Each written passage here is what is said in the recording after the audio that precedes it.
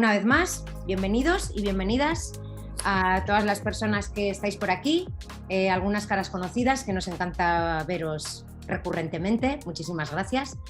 Y sin mucho más, simplemente le vamos a pasar la palabra a Javier de Agile Sur para de nuevo darle las gracias por esta oportunidad, de esta colaboración que estamos haciendo con la gente de Agile Sur, que ya, pues bueno, somos casi primos hermanos, somos ya compadres y estamos muy contentos de que así sea. Así que Javier, adelante.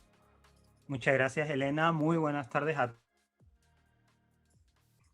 todas, a todos, bienvenidos. Gracias a todos los compañeros de Codurance que, bueno, por dejarnos o colaborar con vosotros para poder organizar esto. Si me lo permitís, me gustaría coger un minutito nada más para contaros un poquito lo que es Agile Sur e invitaros a participar. Y os lo voy a contar con dos ejemplos muy pequeñitos. Mirad, yo colaboro con una empresa y hace poco, pues, los programadores me decían, oye, mira, Javier, que habíamos pensado en formarnos en estos temas y demás, porque creo que nos va a venir bien para el proyecto que estamos haciendo. Y yo les dije, bueno, me parece estupendo. Pero además tenéis una estupenda charla que organiza Agile Sur, que organiza Codurance. Daos una vuelta por allí, pasaos, porque los temas que hablan, bueno, son de primera mano, son muy interesantes, son su experiencia. Además son unas charlas muy entretenidas y ahí tenéis esa oportunidad mientras decidís un poquito por dónde vais a ir.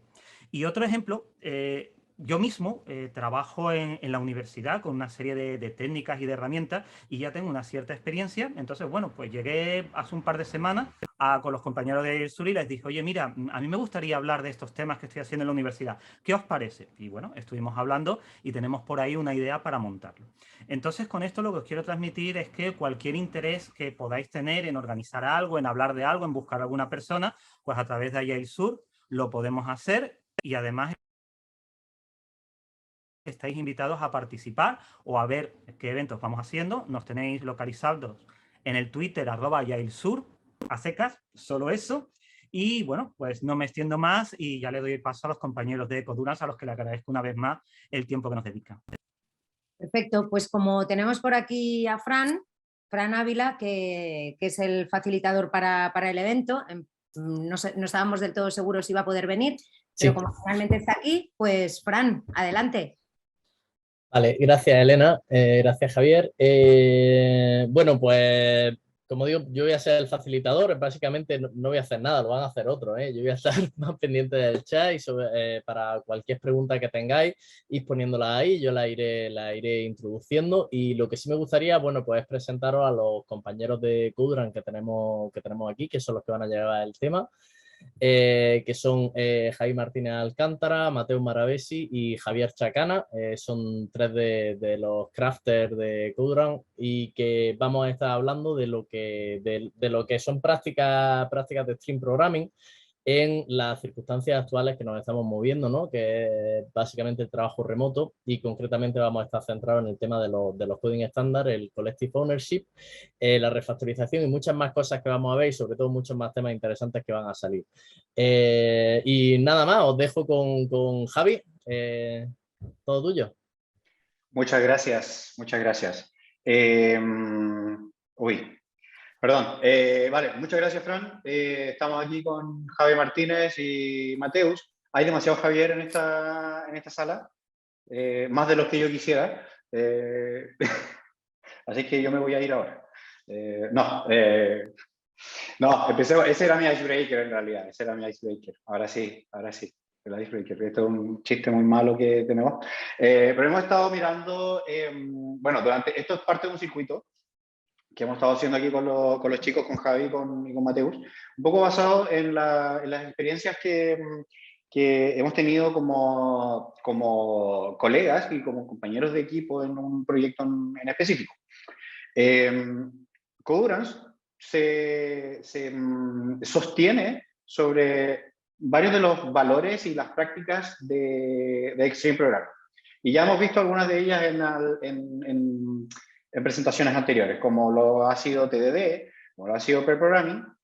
Hay algunas que obviamente no vamos a tocar durante estas sesiones, y decidimos pasarnos al círculo un poquito más externo, donde hay Collective Ownership y Coding Standards. Obviamente tenemos otras más, como Continuous Integration, Metaphor, Sustainable Pace, etcétera, e incluso algunas más externas que son más cercanas bueno, a medida que te vas yendo al círculo más externo, hablamos de otros feedback loops un poquito más largos.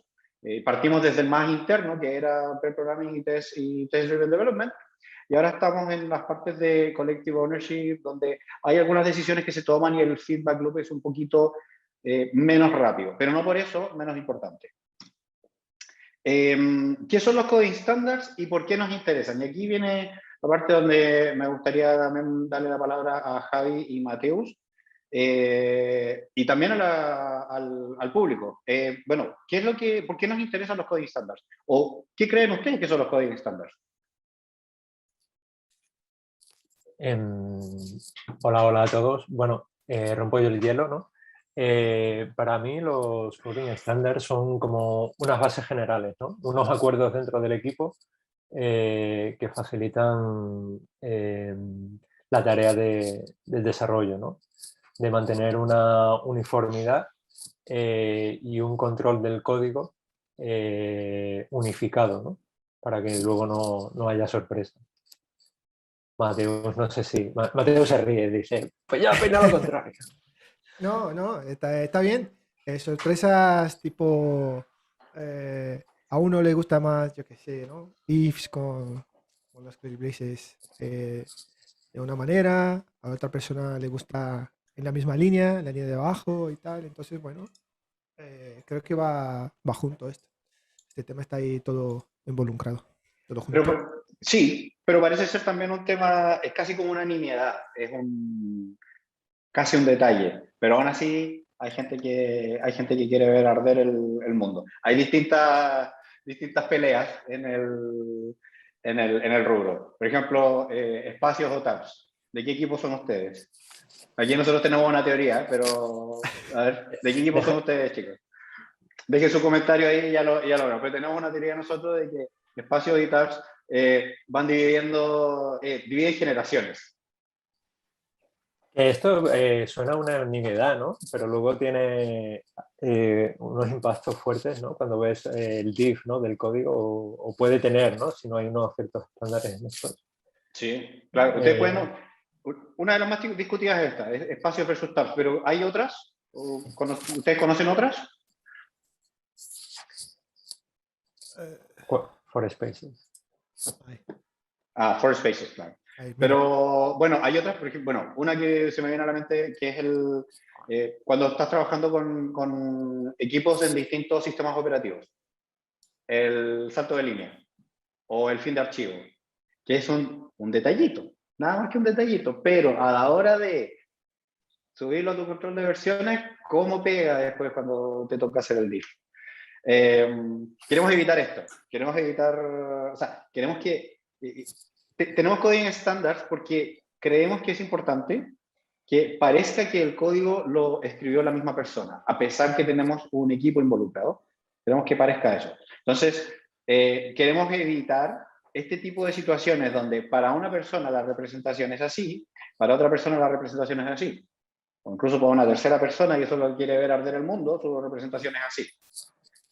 Queremos evitar ese tipo de situaciones. Javi. Mateus tiene la mano levantada ahí. No, dale tú, empiezas tú y voy yo. No, yo solo quería comentar que esto igual puede parecer una nimiedad, ¿no? Pero si pensamos en nuestro día a día, un developer pasa la mayor parte del tiempo leyendo código, ¿no? Entonces, una diferencia en los estilos supone una carga cognitiva que ya, si de por sí la lógica intrínseca del programa bueno, puede ser difícil de seguir, añadir una complejidad extra con diferentes estilos pues es perniciosa para el proceso, ¿no? Para el desarrollo. Entonces yo creo que es bastante importante, ¿no? Aunque hablamos de estilos y puede sonar algo como nimio, como pequeño, pero tiene un impacto cognitivamente importante, ¿no? Sí, Mateo, ¿tú ibas a decir algo? Sí, solo agregar un punto también, que ahí creo que entra también el punto de colectivo, ¿no? Porque ahí es cuando hay estos estándares que cuando es más importante la comunicación entre personas, ¿no? O un agreement para esto, para mejorar esto que ha dicho Javi de la carga cognitiva, pero también de no traer fricción, ¿no? De agreements. Uno tiene una opinión, el otro tiene otra, entonces creo que justo esto trae la parte de colectividad. Yo tengo un ejemplo que me pasó a mí, no lo hice yo, por suerte, pero yo tenía un colega hace muchos años atrás que se daba el trabajo, veía un XML o veía un HTML y decía, no me gusta que, no sé, no me gusta que el tag se cierre al final de la línea. Iba y pasaba por cada tag y le daba enter para que se cerrara abajo. ¿Qué significaba? Que su commit era una, una brutalidad, porque el pasado, o bueno, también tenía, si no hacía un control shift F y reformateaba todo el archivo.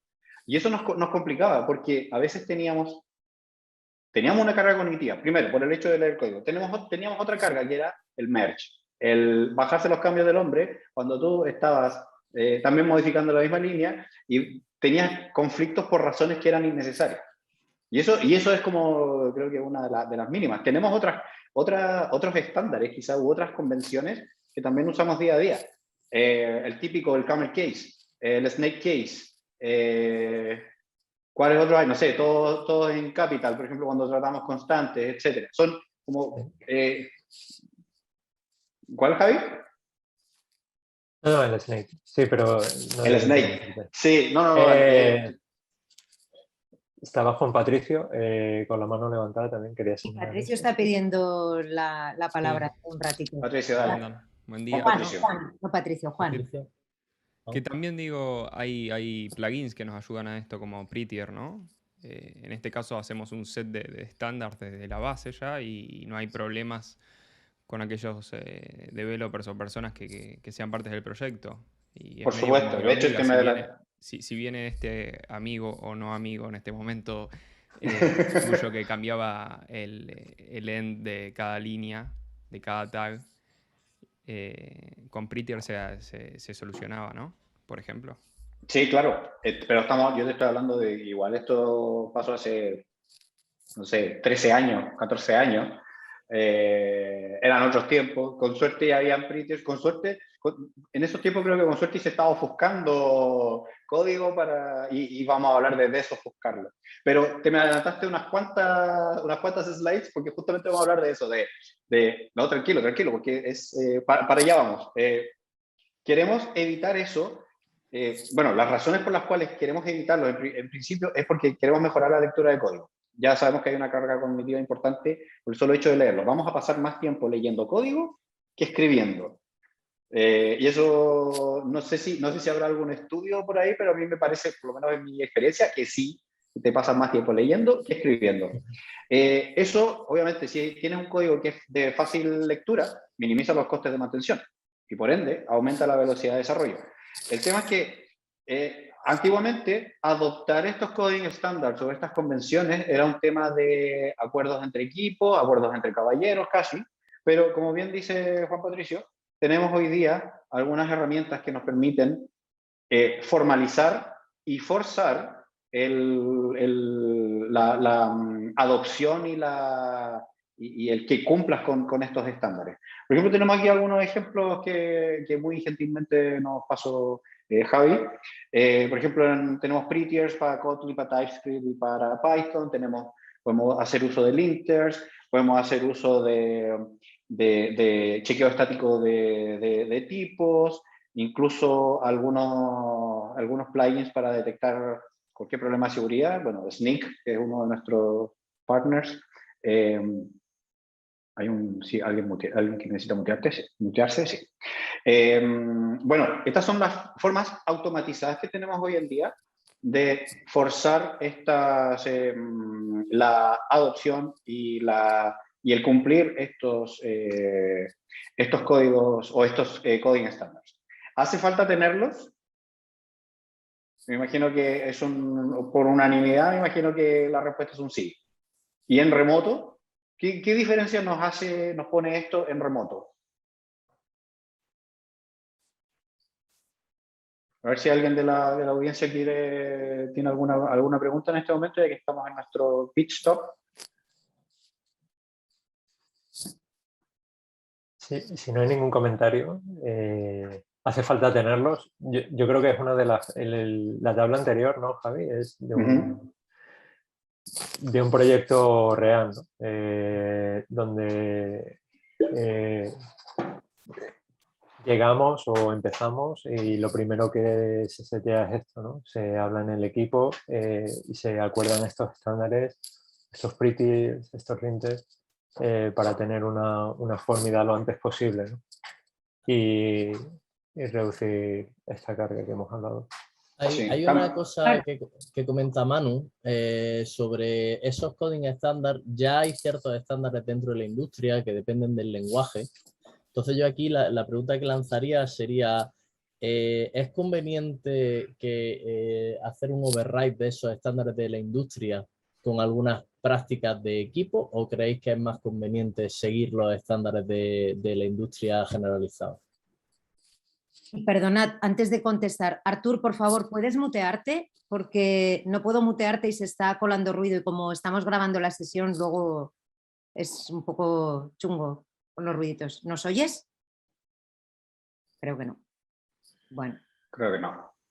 Bueno, a ver, sobre eso, aquí vamos a ir por la opinión. Yo creo que hacer un override también supone un montón de acuerdos que hay que tomar, y los acuerdos, sobre todo cuando hay opiniones y opiniones fuertes, nunca son fáciles, va a tomar tiempo. Entonces yo creo que si ya un stack o un lenguaje proveen de digamos, un estándar de facto, que es a lo que están apuntando muchos lenguajes y muchos stacks, creo que es mejor quedarse por ahí. Sé que hay gente que le gusta el tema de crear lo suyo propio, llegar a su propia definición. Puede que valga la pena si es que, no sé, si es que tienes incluso el dinero para hacerlo, en términos, porque todo tiempo invertido es dinero. Pero yo personalmente no pensaría más allá y simplemente me quedaría con el estándar de facto que ya se propone para ese stack. Mateus, no sé si vas a comentar. No, estoy de acuerdo. Y quizás esto suele pasar, ¿no? En los equipos. Y es una pregunta interesante que hizo Fran. Y aquí creo que una pregunta para contestar otra pregunta es también qué aportará, ¿no? O sea, si ya tienes esto de estándar en la industria, o sea, ¿cuál es la problema nueva que esto va a solventar, ¿no? De crear su propio IC Agreements. Pero ahí estoy de acuerdo con Chacana que la industria ya tiene sus estándares y puedes adoptarlos. Por ejemplo, en Java hay dos grandes, que está, bueno, el típico el que propone la comunidad de Java. Luego tienes el de Google, que es levemente distinto, pero también tiene lo suyo. Pero obviamente Google tiene la pasta para invertir tiempo en definir su set de estándares, que además los definen un poco como organización. Pero yo creo que igual hay un poquito de sobrecarga ahí al respecto. Nada más comentar que, bueno, la pregunta no era mía, era Manuel, que hacía la apreciación sobre el estándar de la industria. Y yo pondría mi granito diciendo en el que solamente, o sea, que creo que los estándares por tecnología solamente merece la pena ser sobrescrito en el momento en el que estuvieses trabajando con distintas tecnologías, en el que tuviesen demasiada conexión y por algo existiese un conflicto entre una y otra y la gente estuviera saltando entre varias, y lo que hace es llegar a un acuerdo que históricamente la organización hace que funcione de esa manera, más que porque entonces te está guiando por un estándar de organización más que por un estándar de stack tecnológico, ¿no? Buen punto, sí. Solamente sería el único caso en el que me plantearía el pasar de esos estándares de la industria. Sí. Bueno, aquí tenemos un personaje. ¿Cómo se llama este? Jorge, ¿cuánto era? Suspenso. Jorge Suspenso. Esta es una situación hipotética de un feliz developer que tiene este set de cambios. ¿Ustedes se han visto en eso? Yo sí. Y estaba escribiendo una feature de 3 líneas. Una feature de 3 líneas se transformó en esto, por diversas razones. Una de ellas puede ser, imagínate que tu herramienta de div está tomando cada cambio no sé, cada tab lo está tomando como si fuese un espacio, pero internamente se está interpretando como tab. Hay una diferencia, por lo tanto, vale, ahí tienes 4 diferencias. De las y tantas que todavía nos quedan, como mínimo. Aparte de quizás los saltos de línea, caracteres ocultos, caracteres especiales por sistema operativo, etc. Entonces, esta situación es una de las que también genera una sobrecarga, porque tenemos hoy en día, muchos de nosotros hacemos pull request, a pesar que tenemos nuestra opinión, que luego vamos a hablar de eso, pero hacemos pull request y revisar una pull request de este tamaño es una brutalidad. Creo que nadie en su sano juicio debería revisar una pull request así. Esta debería ser rechazada inmediatamente, solamente por el sin respeto de enviar este cambio, pero aún sí pasa. Y a veces pasa de manera involuntaria. Entonces, ¿cómo documentamos nuestras convenciones? Y que ya hemos venido hablando un poquito, las herramientas que mencionó Javi, además de, bueno, uso de linters y prettiers. Editor config creo que es uno de los avances más importantes, creo yo, para equipos multiplataforma, multidisciplinarios, que trabajan con la plataforma o con el IDE, con el editor de texto que le plazca. Simplemente hace una estandarización a través de un archivo donde se declaran, estos son los agreements a los que llegamos como equipo. Por ejemplo, que no me importa si eres del team tabs o del team espacios. Vamos a tratar todos los tabs como 4 espacios, por ejemplo. Y ahí se soluciona el problema, ¿cierto? Vale, ahí hay uno. El tema del salto de línea. Vamos a cambiar el end of file, me parece que era, de Mac o de Linux. Al pasarlo a Windows, ahí hay algún tema, lo podemos manejar por ahí. Podemos forzar verificaciones a través de GitHubs. Por ejemplo, podemos usar, tal cual como lo mostró Javi hace un rato, hacer chequeo estático de tipo a través de un hook. Podemos hacer el linting y podemos fallar si es que el linting no pasa el proceso, o podemos ser un poquito más proactivos e incluso arreglarlo y darte la opción de que rehagas el commit. Bueno, son algunas decisiones que hay que tomar como equipo, pero se pueden automatizar y eso es lo importante, que estas cosas antes no pasaban. Hay otras cosas, parte de los coding estándares, y creo que no está tan resuelto, es el hecho de fijar versiones de dependencias y runtime. Y es algo que una de las críticas que yo al menos hago de la comunidad JavaScript, que tienden a poner una dependencia en su package JSON que dice, yo acepto de la 3.4 para arriba. Y eso te deja un universo de posibilidades y de que quizás involuntariamente en 3 años se te rompa la build por una razón, por X razón. Esto, por ejemplo, no voy a defender aquí a Java, pero esto en Java no pasa. Porque digamos que la convención es que cuando vas a fijar una versión, tú la fijas y dices, normalmente esta es la única, y ya. Luego harás un bump de la versión si es que necesitas hacer un nuevo release, y muy poco probable es que pongas un soporte desde la versión X a la siguiente.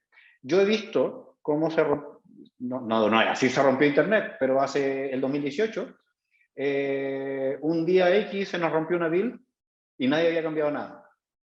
Y había pasado que Google había actualizado algo de Gradle, y era una dependencia transitiva que por alguna razón nos la comimos. No sé cómo pasó, pero nosotros no hicimos ningún cambio. Entonces, ahí también hay un dejo de falta de probidad casi, porque no costaba nada, creo que no cuesta nada anunciar que vas con una versión nueva y todos tus consumidores, todos tus clientes pueden elegir si se suben o no se suben. Yo creo que es la mejor medida. No sé si le ha pasado, no sé, Javi, si pasa algo así en el ecosistema de Python. Sí, también depende qué herramienta de control de versiones. Yo recomiendo, bueno, últimamente estoy usando más Poetry para gestionar todo un poco y en mi opinión lo gestiona mejor. Yo usaba antes Splitends. Pero sí, hay problemas del dependency hell, ¿no? De estas bueno, situaciones en que hay cambios. Tú has puesto, bueno, o asterisco, ¿no? Que te come. Sí. Arréglame la vida, ¿no? Entonces hay que tener cuidado con esto. Muy importante tener una convención en el equipo y seguirla desde el principio, ¿no? Y un punto interesante que quería abrir yo, o a ver si en el chat lo responde la gente, es cómo descendido está el uso de GitHubs, porque he visto gente que no le gusta nada. Nosotros lo usamos bastante, ¿no? En varios proyectos, en Python también eso se hace el chequeo del tipado estático, se hace el linter, el prettier, pero no sé, he visto opiniones por ahí que hay gente que dice que, bueno, pues que se quieren comitear y pusear libremente, ¿no? Y que luego ya verán cómo solucionan ellos. Yo recomiendo los GitHubs, a pesar que en mi día a día no los uso. Pero voy a decir por qué. Porque yo no uso, lamentablemente la herramienta que uso bueno, aquí voy a contar una infidencia, pero yo no uso línea de comandos para usar Git. Yo uso otra herramienta que se llama SourceTree. No la estoy promoviendo para nada, pero siempre lo hago. Me gusta esa herramienta porque es gráfica y me muestra, bueno, cómo está la salud de nuestra rama, qué tan divergentes son los cambios, etcétera, etcétera. Es muy recomendable. El único problema que tiene es que no puedes ejecutar GitHubs. No puedes engancharlo y a día de hoy creo que no lo han resuelto y no sé si algún día lo van a resolver. Sé que hay herramientas que ya están yendo por ese camino, las mismas, no sé, por ejemplo, IntelliJ, todos los IDEs de JetBrains ya tienen un soporte gráfico bastante bueno para Git, pero a día de hoy todavía no, creo que GitKraken es uno de los que está dando pelea y no sé si tiene el soporte para GitHubs actualmente, pero SourceTree para mí sigue siendo una herramienta que me ayuda justamente a manejar esos temas más chungos como no sé, rebates interactivos, diffs al detalle, cosas de ese estilo que lamentablemente la línea de comandos a mí al menos no me la da. Esa es la única razón por la cual yo no uso hoy GitHubs. Sin embargo, no dejo de tengo que recomendarlos porque les salvan la vida. O sea, sobre todo cuando se trata de ajustar temas como convenciones de equipo. Hay un comentario en el chat, Javi, que dice: cambios para una feature boy scouting en formateo, hay que ver cómo complica una review. Creo que hacer los cambios de formateo en commit PR por separado puede ayudar mucho al revisor o a la pareja de pair programming para mantener el foco. Vale, ¿cómo complica una review? Hacer una feature más boy scouting. Sí, pero también viene la parte de, a ver, yo creo que hay que poner un poquito de criterio al respecto. Hay commits que podemos hacer por separado, pero nosotros normalmente no hacemos pull request. No nos vemos en la situación de hacer una review porque la review es implícita al hacer pair programming. Pero entiendo también que hay otros equipos u otras organizaciones que están no sé, altamente reguladas, en las cuales la review es importante. Entonces, en esos casos, y bien, como bien dice Manu, yo creo que trataría de mantener aislado la feature propiamente tal de la limpieza como una siguiente pull request quizás, un poco para mantener la sanidad del revisor. Eso. Y dice Frank Márquez que la última versión de GitKraken seguía sin permitir uso de GitHubs. Una pena. ¿Verdad? Una pena porque es muy poderoso. Bueno, entonces ahora nos pasamos al siguiente tema y voy a empezar a meterle un poquito más de velocidad a esto. Collective Code Ownership. ¿Significa que todos hacen todo? ¿Qué creen ustedes?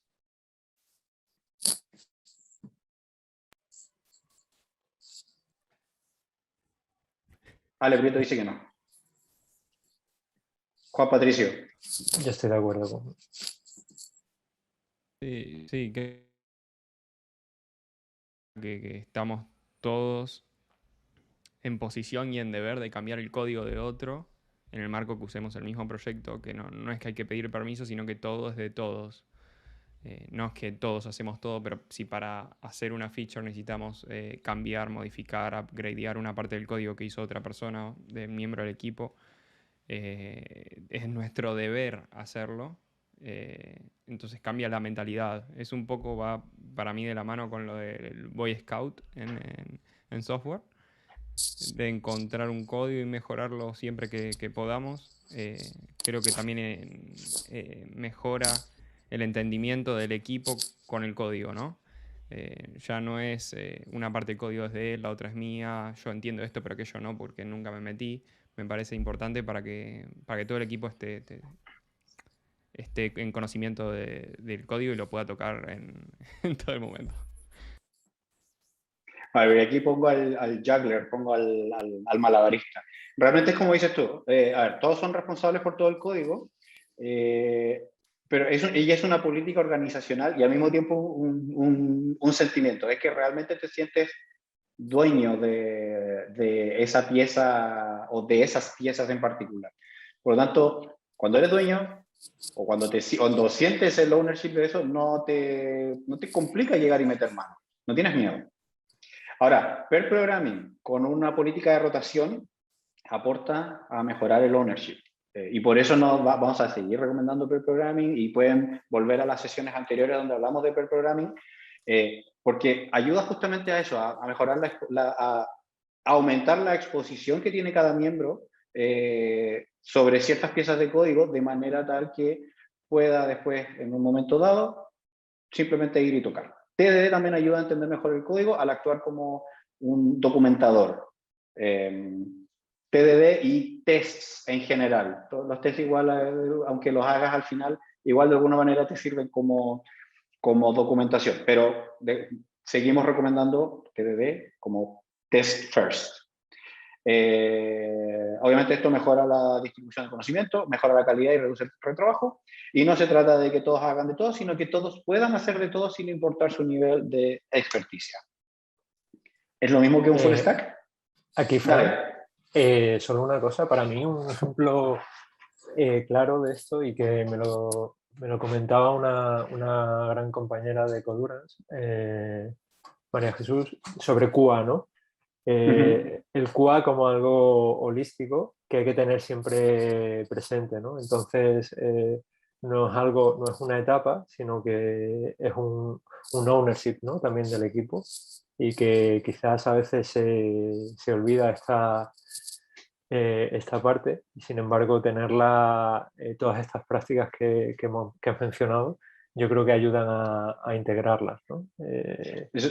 Eso sería un buen tema para un fireside chat ahí. Y si es que ya no lo tocaron, creo, no recuerdo, lo de QA es un rol o es un, claro, o es porque, un sentimiento. No, exacto, ¿no? Porque creo, bueno, estoy bastante de acuerdo y estas prácticas creo que implícitamente lo integran en la visión desde el minuto cero de tener una orientación, ¿no? A QA, ¿no?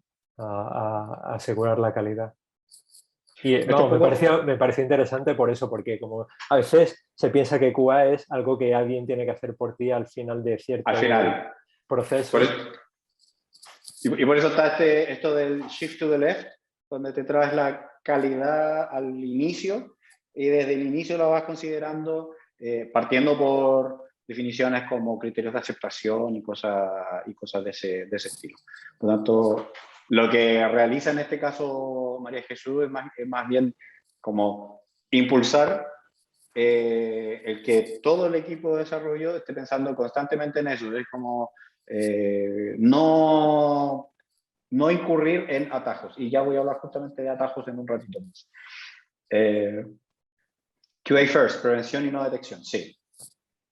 Ahora, a mi pregunta aquí, ¿es lo mismo, Collective Code Ownership, es lo mismo que un full stack? Juan, tiene la mano levantada. Juan. Sí, no, quería remarcar una cosa de la situación anterior, mismo de lo que Sí. estamos tratando acá, del Collective Code, que también llevarlo al límite, yo me he encontrado en situaciones donde somos todos responsables de algo y nadie es responsable.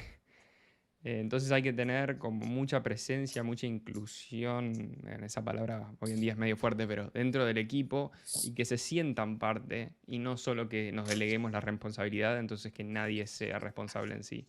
Eso es un punto, me Es parece. que sí, porque es que yo creo que quizás el lenguaje, el castellano nos limita precisamente en una cosa que el inglés sí diferencia. No estoy completamente seguro de esta aseveración, pero hasta ahora yo no he Ujú. encontrado una definición distinta.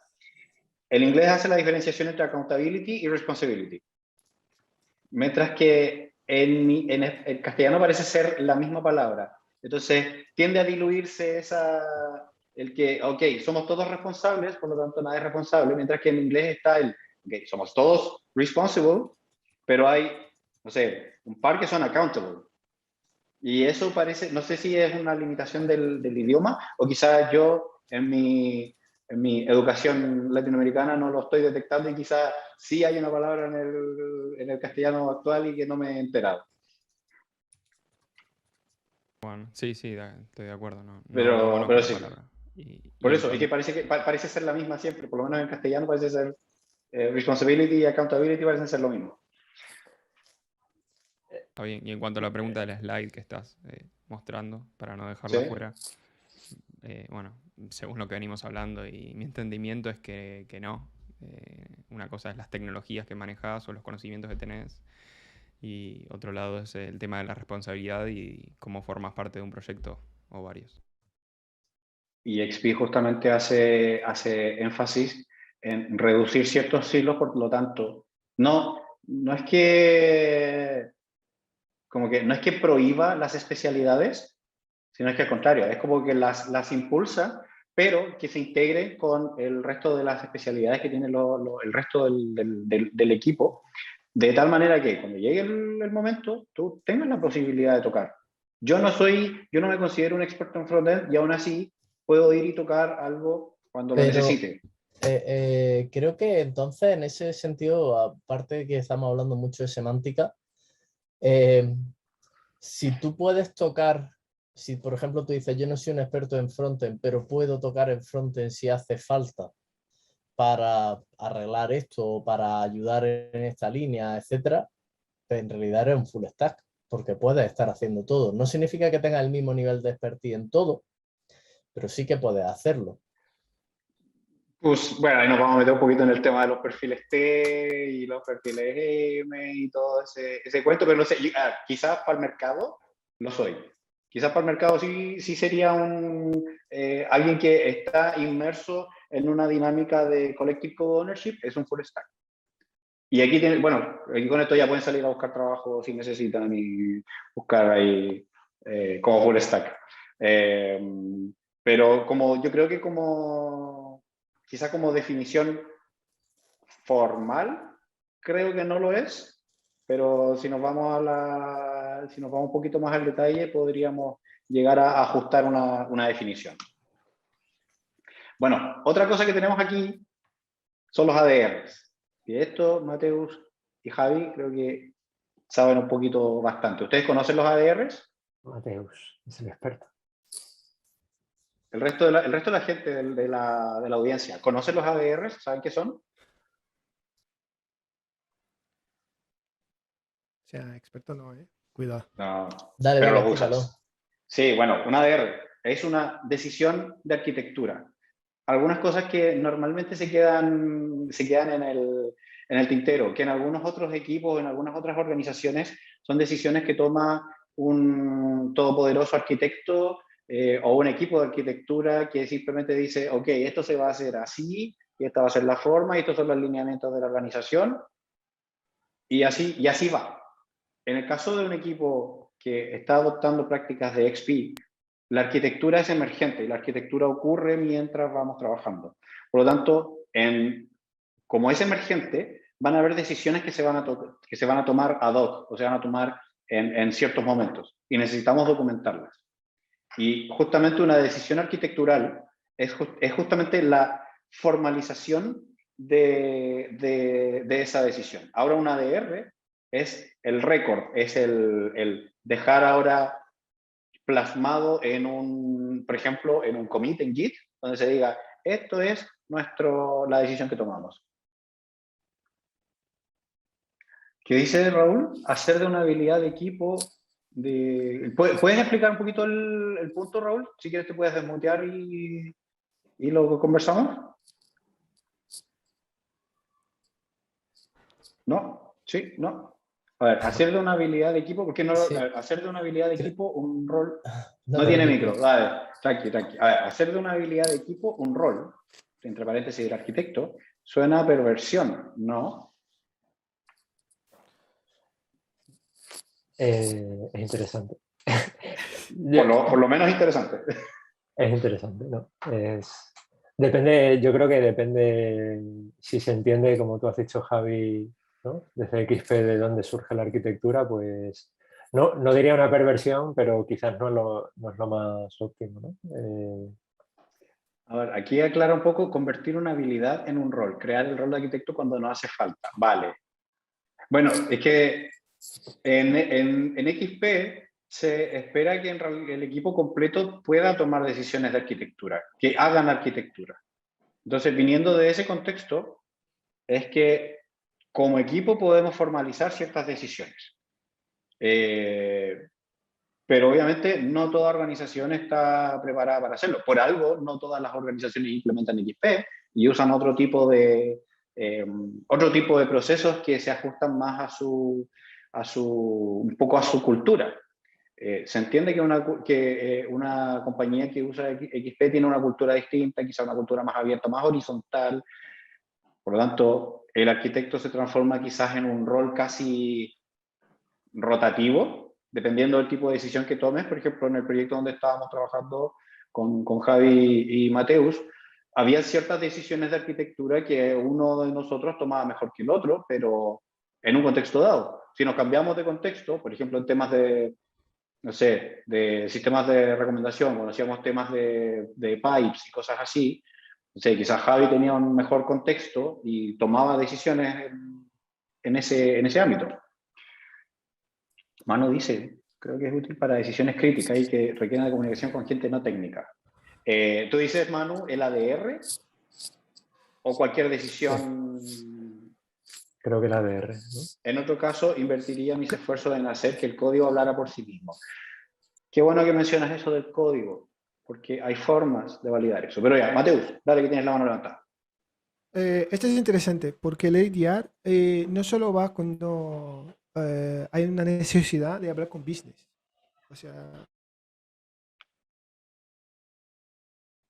¿Te perdimos? Oh, sí, ¿me escucháis? Te, ¿Aló, aló, aló? te perdimos por unos un segundos. segundo. Bueno, ok. Me dice Zoom que tengo la conexión instable. O sea, bueno. ¿Qué estaba diciendo yo? Que los ADRs no son solo para el momento crítico o cuando se hace falta hablar con business. Estos sí son decisiones, entre comillas, importantes dado un contexto. Entonces, por ejemplo, importantes, una decisión importante, que podríamos dar un ejemplo que nos pasó en un proyecto. ¿Qué tipo de librería vamos a elegir para hacer los tests? O sea, esto es importante, ¿por qué? Porque esto afecta a todo el proyecto, ¿no? Si eliges esta, ¿por qué esta? ¿Cuáles son los pros, los cons, ¿no? Las cosas buenas, malas. ¿Cuáles son las opciones? Vale, has elegido esta, pero ¿por qué? ¿Cuáles son las opciones que tienes abiertas, ¿no? En la mesa. ¿Qué vas a hacer?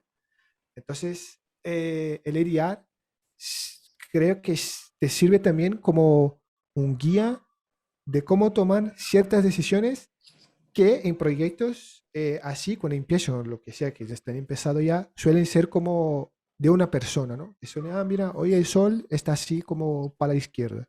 Entonces, bueno, vamos de, yo qué sé, de Jest, ¿no? Entonces, por ejemplo, es esta. No sé si GM tiene la mano arriba. Javi y Fran. Estaba Fran. Fran, dale, Fran. No estaba yo. Pues Epa. Yo suelo decir que también es un punto importante, facilita mucho cuando saltas un proyecto, ¿no? Es una forma de documentación que no ha ido mutando, sino que crea un log, ¿no? Como dice Javi. Entonces, para alguien, ¿no? O por lo menos a mí me ha pasado, es mucho más fácil tener esa referencia y traquear, vale, ¿por qué esto se está haciendo así, ¿no? Y genera esa documentación, esa referencia que el código per se no te la da, porque podría haberse hecho de otra forma mediante el código, pero mediante el ADR esa decisión queda ahí guardada, ¿no? Y referenciada, lo cual para mí es muy potente, ¿no? Y no queda desactualizada, salvo que sea refrendada por un ADR posterior, ¿no? Pero como tienes el log, pues puedes ir en un orden, Bueno, ¿vale? no la puedes enmendar, pero tienes que poner una nueva. Es como, ok, esta decisión hace override de, no sé, tal cual, por estas razones. Exacto. Entonces, no es como una documentación que muta, que puede estar desactualizada. Esto es como un log, ¿no? Y bastante útil en mi opinión. Fran Márquez comenta que, por ejemplo, que entonces elegir la librería de test u otra se considera siempre un ADR, o solo si es una librería diferente a la que suele usar en la mayoría de los proyectos. Esto es una... Vale, la pregunta es interesante porque hay gente que tiende también a tomarse un poquito muy en serio el tema de los ADR, cuando la idea es documentar decisiones que son importantes y, por ejemplo, quizá en cierto contexto, suponiendo que estamos usando la librería, el estándar de facto de la industria, creo que no me vale documentar eso. Sin embargo, si tenemos un cambio como el que menciona Mateus, donde van a cambiar la librería por X razón, por ejemplo, supón que el throughput que te da para hacer test en paralelo es mucho mejor la de esa librería que la de la librería anterior, bueno, hay una razón de peso ahí que podemos documentar. Estamos cambiando la librería por esta razón. Nos da mejor throughput, podemos paralelizar mejores tests, etcétera, etcétera. Pero eso es una decisión, pero no quiere decir que tengamos que ir documentando todas y cada una de nuestras decisiones, porque hay algunas que son evidentes, hay algunas que vienen dadas por los mismos estándares de facto. Vale, yo nada más quería comentar una cosa más sobre el tema de los arquitectos, que bueno, lo hemos dejado, ¿no? Como totalmente no hay hueco para los arquitectos. Y nada más puntualizar que hay situaciones en las que hay hueco para los arquitectos, cuando son proyectos tremendamente grandes en los que la coordinación de elementos de arquitectura influye en muchísimos equipos y requiere que se tengan muchas visiones diferentes dentro o tener en la cabeza muchos aspectos diferentes del sistema. Puede requerir que haya personas que dediquen el 100% de su tiempo a hacer eso, porque dentro del equipo diseminar ese conocimiento sería bastante difícil. Solamente era puntualizar eso. Mateo, tienes la mano levantada, solo quiero recordar que quedan 10 minutos. Mateo dice que para adelante. Para adelante, vale. Lo último que quería comentar, que lo dijeron, estaban hablando de automatizaciones y todo eso. Arch Unit es una herramienta súper potente. No hemos tenido la oportunidad de trabajarla, al menos nosotros en proyectos. Sin embargo, uno de nuestros clientes, con quien yo estoy actualmente, sí usa Arch Unit de manera pasiva un poquito, pero les sirve como para validar que la arquitectura que se especificó en algún momento se sigue cumpliendo. Que básicamente es para eso. Y además hay una herramienta que no recuerdo ahora en este momento, pero la hizo el creador de C4, para también, de alguna manera, generar documentos de arquitectura a partir de código, que también puede servir un poquito como para documentar ya de manera más gráfica algunas de estas decisiones. Eso, entonces nos pasamos ahora a la siguiente. Pull request en remoto, ¿sí o no? ¿Y por qué no? No, ¿sí o no? ¿Y por qué?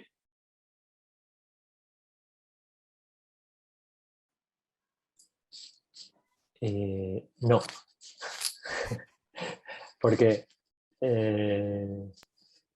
porque ¿qué aportan, ¿no? O sea, yo lanzo, he dicho, no, venga, voy a decir depende, ¿no? Creo que en algún... Esa es la respuesta correcta. La respuesta correcta siempre depende. Siempre depende, ¿no?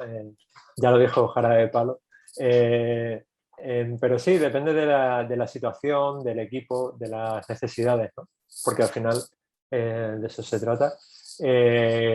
La preferencia es no tener que hacer pull request, ¿no? Al menos Sí. la experiencia nos dice eso, basado en métricas y en performance.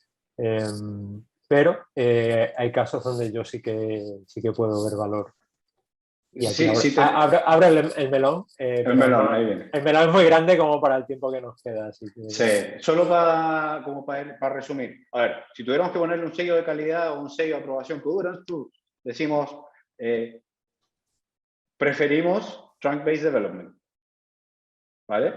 Pero como dijo Javi, hay distintos contextos donde aporta. Por ejemplo, equipos asíncronos o equipos en zonas horarias muy dispares. Si tienes 16 horas de diferencia, es como que nunca te vas a encontrar con alguien para hacer una sesión de pair programming.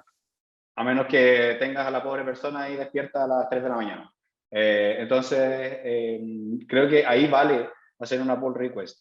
Vale también hacer request, o sea, hacer pull request en ambientes altamente regulados. A veces es hasta por política de la empresa o por política de una big corporate y no se puede hacer mucho al respecto. En remoto yo creo que lo que aporta o lo bueno que aporta el pull request en remoto es la posibilidad de asincronía. Eso creo que es como lo mejor, porque al hacer nosotros que evitamos los pull requests porque hacemos pair programming, tratamos de estar siempre colocalizados al menos en términos horarios. Y nos funciona súper bien. Pero hay que entender también que hay situaciones en las cuales no lo vas a lograr y entonces vas con una pull request y ya, te permite un nivel de asincronía importante. Mateus. Estás muteado. Epa, ¿ahora? Ahora sí. Solo un tema que, bueno, voy rápido. Hay una pregunta de cómo impacta el pair programming en los costes de desarrollo. Y esto es interesante. O sea, estoy de acuerdo con todo lo que estamos diciendo hasta ahora. Y hay un paper que hizo Alistair Cockburn, que creó la Hexagonal Architecture, ¿no? Uno que sabe poquito, sí. Claro. Y ahí dice que hay un incremento de 15% cuando empiezas, ¿no? Cuando desarrollas con pair programming. Pero que las ventajas a largo plazo son mayores, más grandes, do que el coste inicial. Entonces, bueno, a ver si lo busco ahora y lo pongo ahí en el chat, rapidito.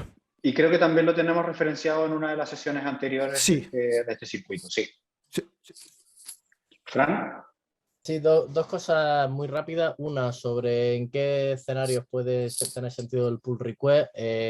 Mencionaría también en escenarios en los que necesita una gobernanza fuerte, como puede ser, por ejemplo, un proyecto open source en el que estén colaborando 4.000 desarrolladores, ¿no? Y entonces lo que necesita es alguien que ponga un poco las cositas en común para que luego las vaya a usar todo el mundo. Ese sería otro escenario en el que puede tener sentido el uso de esos pull requests. Y por lo que ha comentado Mateu, hay algunos estudios, además de ese, hay algunos estudios que hablan sobre el sobrecoste en tiempo en tiempo persona, ¿no? El uso de pair programming.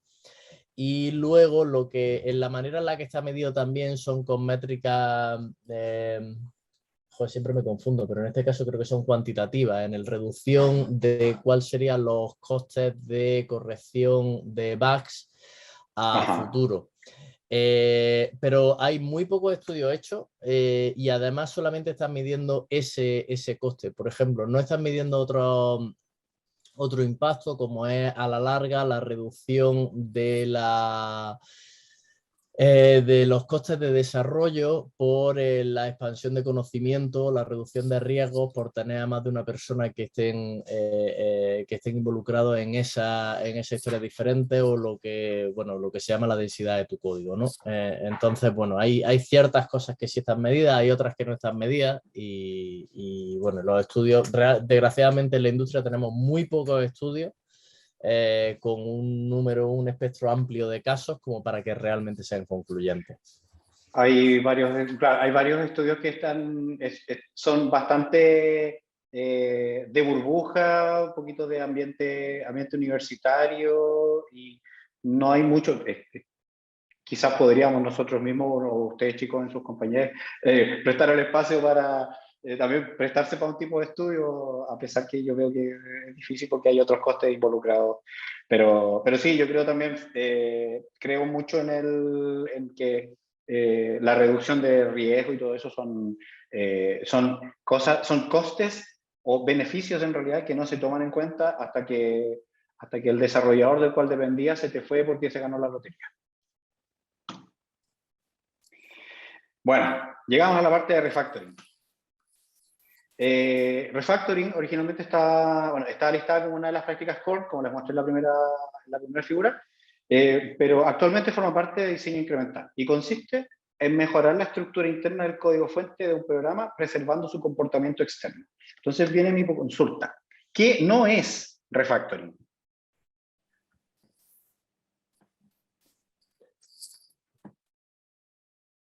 A ver si alguien del público se la juega. Agregar features. Vale, ok, eso no es. ¿Qué otra cosa no es refactoring?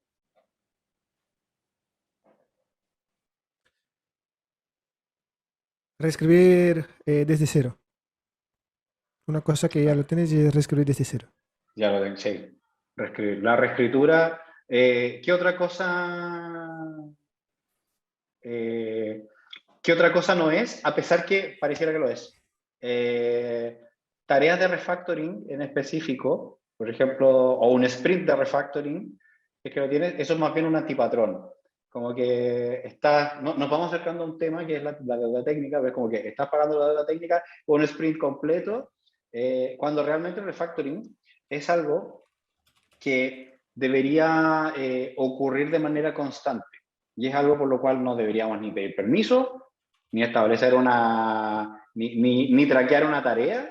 Es como, a ver, si necesito refactorizar para resolver un problema X, el refactor tendrá que estar incluido, ¿no? A menos que hayan algunos otros aspectos más de fondo, quizás arquitecturales, por los cuales haya que realmente hacer una tarea que valga la pena. Pero sí, ¿qué no es? No es reescribir código. Así que si alguien un día les dice, no, es que tengo que refactorizar esto, tengo que refactorizar esto y estás viendo que tiene el código antiguo y está escribiendo una cosa nueva, no, te está mintiendo, no es un refactor.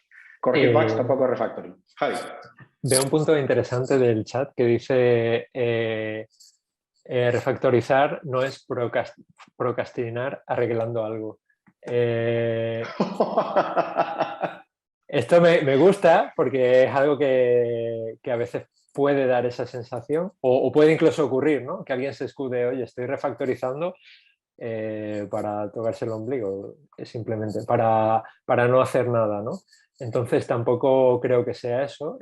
Creo que una buena práctica es tener conciencia del refactor que uno quiere hacer. Por ejemplo, si tú crees que te tienes que reescribir todo el comportamiento de tu aplicación, igual es demasiado, ¿no? Entonces creo que siempre tiene que haber un agreement de esto con el equipo, ¿no? No se puede lanzar uno a, bueno, me pongo a hacer un refactor eterno e igual innecesario, ¿no? Y me ha gustado por eso, ¿eh? Me ha gustado porque es bastante realista. Vamos a dejarla por ahí, como uno de los highlights de a ver si después en la descripción ponemos la cita porque está re buena. Y aquí llegamos a la última parte, que es deuda técnica. ¿Cómo afrontamos la deuda técnica? Es importante, parte de la relación entre refactoring y deuda técnica es íntima. no hay uno sin lo otro. Si estás haciendo un refactoring, quiere decir que estás de alguna manera pagando algún tipo de deuda técnica, de los cuales hay 3. Justamente no los tengo aquí listados, aquí tengo el cómo afrontarlo, pero la clasificación de deuda técnica, por lo que he visto y también por lo que he averiguado, también, es de 3 tipos. Una que es basada en conocimiento. Se refiere a que incurriste en una deuda técnica por no tener el conocimiento suficiente en el momento de resolver ese problema. Esa deuda por falta de conocimiento puede ser consciente o inconsciente. Puede ser que estés pasando por un caso de efecto Dunning-Kruger y no tengas idea de tu nivel de desconocimiento y con la mejor de las intenciones vas a implementar una solución, pero que a la larga, 6 meses después, el resto del equipo se da cuenta que no era la mejor y que hay una deuda que se va a tener que pagar. Esa es una. La otra a nivel de diseño, que es una deuda consciente en la cual incurres en esa deuda para poder llegar antes al mercado, para mejorar tu time to market. Y el resto ya es como la deuda de código, que es como una deuda adquirida por malos hábitos y no arreglarlos a tiempo. Que es como, ok, voy a dejar esto así porque total salgo más rápido, está un poquito asociado con la primera, lo dejo así y algún día lo limpiaré, algún día nunca llega. Entonces, ¿refactorizar es pagar la deuda técnica? Creo que sí. Una de las formas de pagar la deuda técnica. ¿Cómo la afrontamos? Creo que lo primero que hay que hacer es hacer un seguimiento de la deuda técnica, un seguimiento más formal. To-Do y Fix.me en el código ayudan bastante, pero también hay otras herramientas que después te pueden ayudar a formalizar esos registros en algo más concreto, como quizás un issue en Jira, un issue en tu tracker favorito, que te permite identificar la deuda, te permite traquearla. Tenemos que refactorizar constantemente, tanto código como arquitectura, por lo tanto, ya tenemos detrás los ADR. Si tenemos alguna nueva decisión, es un nuevo récord en la bitácora, donde vamos a incurrir en un cambio importante. Tener sesiones donde se discuta la deuda técnica, se visibilice y se determinen acciones si es que aplica. Y finalmente, como ya lo vimos al inicio, forzar code conventions, ejecución de test, análisis estático de código y, en resumen, quality gates. Javi. Ahí lanzo la piedra yo ahora.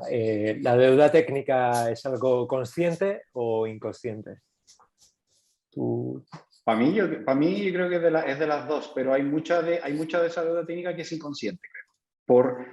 Por falta de conocimiento, pero no digo que sea por no necesariamente por una mala intención, sino simplemente por un desconocimiento de tus propios límites. O sea, no consciente, ¿no? No consciente, claro, pero eso, es como que no tienes idea de que estás incurriendo en una deuda, pero es por desconocimiento. Hay otra deuda que sí es consciente, es como, a ver, sé que aquí lo estoy haciendo mal, pero es por un bien mayor, que es que necesito llegar a esta fecha porque, no sé, de aquí sale una factura importante, por ejemplo. Hay 2 preguntas muy rápidas en el chat y las voy a poner, y si podemos contestarlas muy rápido porque estamos fuera de tiempo, pues lo agradecería. Una es relacionada con esto, que es, creo que es importante no seguir la corriente con algo que ya sabes que es deuda, haciéndola más grande, actuar como cortafuego y planificar cómo pagar la deuda existente. Es decir, si se sabe que hay una deuda, ¿hay algún escenario en el que tenga sentido ampliarla o siempre hay que actuar como cortafuego y planificas cómo pagarla? Sería, ¿no?, cogiendo el comentario y convertirlo como pregunta. Sí, yo creo que siempre es un gran depende. Es que siempre es un gran depende porque tienes que ver también cuál es tu próximo hito. Si atacar esa deuda te significa un retraso que te impide llegar con la killer feature a tus clientes, y significa fuera del coste de ese refactor o de ese pago, más lo que te cuesta no haber llegado con esa feature que hablamos de coste de retraso, yo creo que ahí para mí es un gran depende. Si eso me significa más lucas, más plata, para que después, dije lucas, perdón, perdón, se me sale un chilenismo.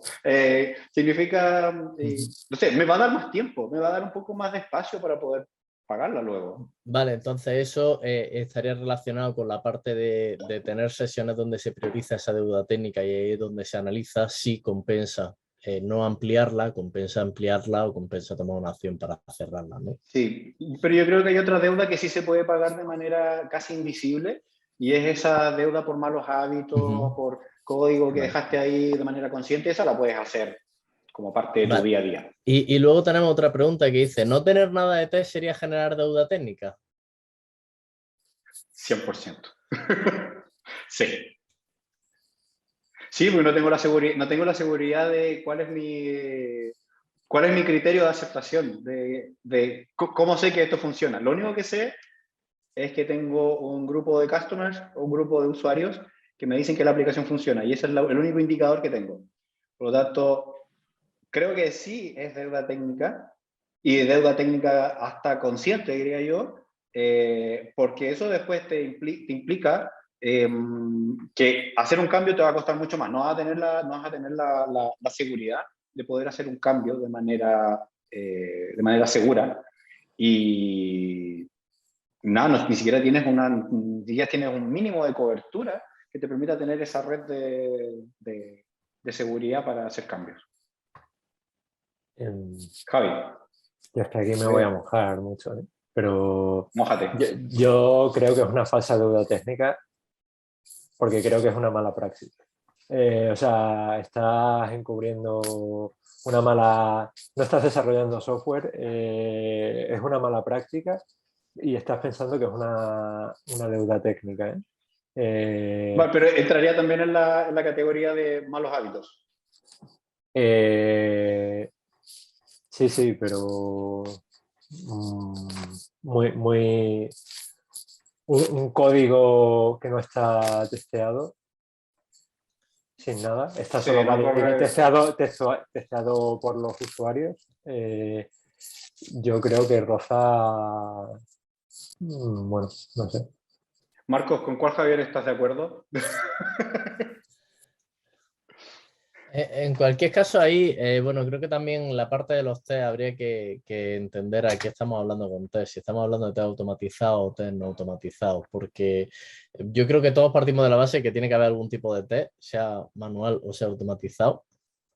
Que pones cosas en producción que nadie lo ha tocado ni una sola vez, está claro que bueno, es una locura.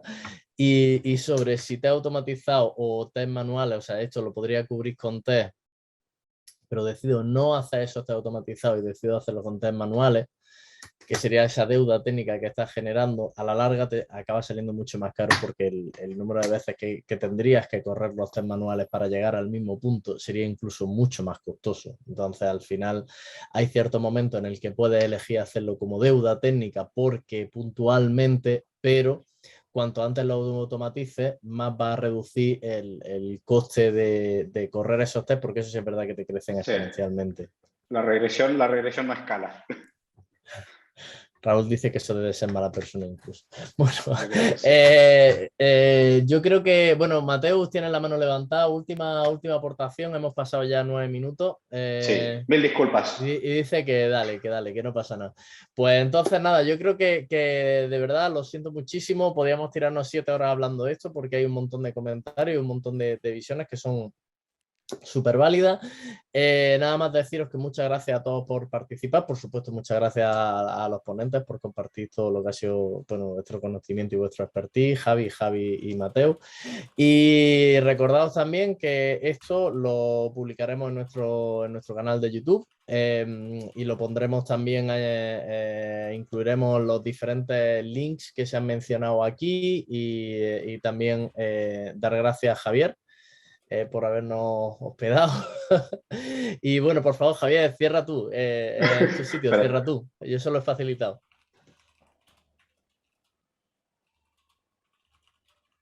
JJ, dale. Vale, perdón, es que hay tantos Javieres que no sabía si me estabais haciendo referencia a mí o no, Sí, y no sí, quería yo ahora tampoco. Bueno, pues muchísimas gracias por otra charla estupenda, muchísimas gracias a todos los asistentes, encantado de que nos sigáis en @agilesur o agilesur, más españolizado, para ver qué más cosas vamos a hacer. Ya habéis visto que no tenemos miedo de hacer cosas ahora en verano con el pico de calor o no. No sé si ahora mismo lo que queda en julio o en agosto vamos a poder poner algo en marcha o no, pero vamos, si surge algo interesante nos vamos a tirar de cabeza. Así que muchas gracias a todas, a todos y nos vemos en la próxima. Muchas gracias. Gracias a todos. Gracias a todos. Muchas Chao, gracias a chao. todos. Muchas gracias.